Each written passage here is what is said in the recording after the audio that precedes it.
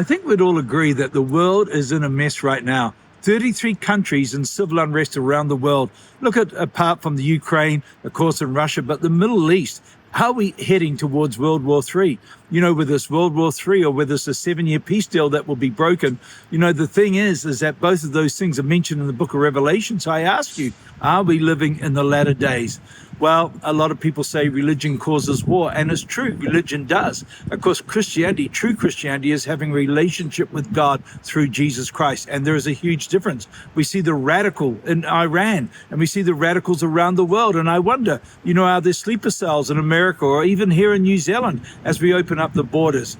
You know, the interesting thing, of course, is that we have once were a Christian nation. That's why people want to come here to New Zealand, because it was a beautiful nation. It was a prosperous nation, as much of the West was.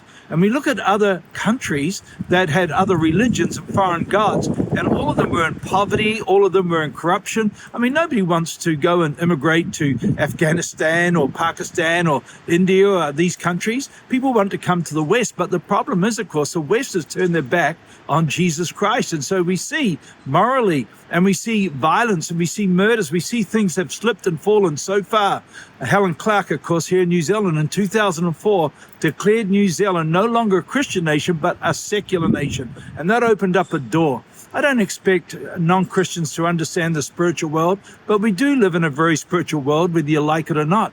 And the thing is, of course, things open up the door to spiritual entities. Jesus said this, the devil comes to rob, kill, and destroy, but he came to bring us life and life more abundantly. And so when we see people living under the blessing of Christ, we see abundant living.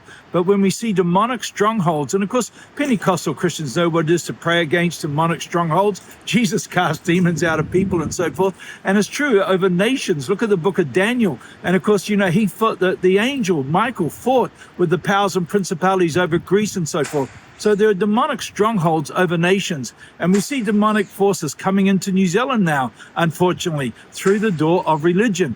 And so we want to declare New Zealand as a Christian nation again. Why? To bring God's blessing to people.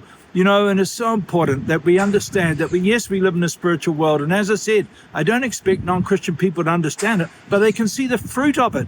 Everybody wants to live under the Christian values and principles. Everybody believes in the 10 Commandments, although, to be honest, the first commandment, most people ignore and disobey. The first commandment is, thou shalt have no other gods beside me.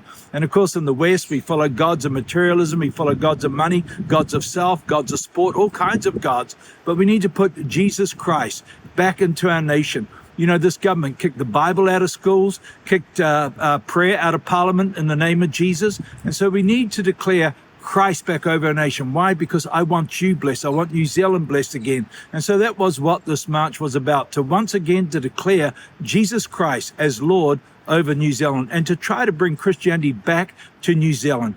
And so I pray that this video will hopefully bless you.